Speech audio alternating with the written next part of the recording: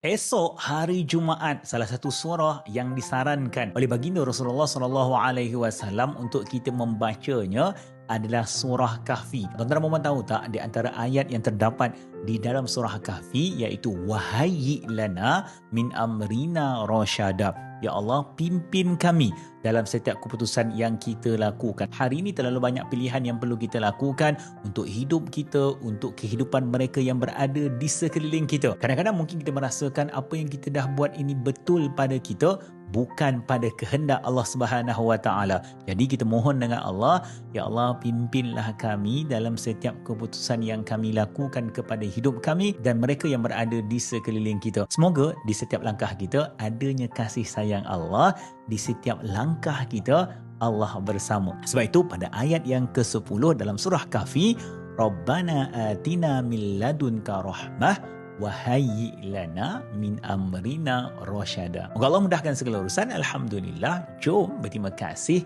kepada Allah.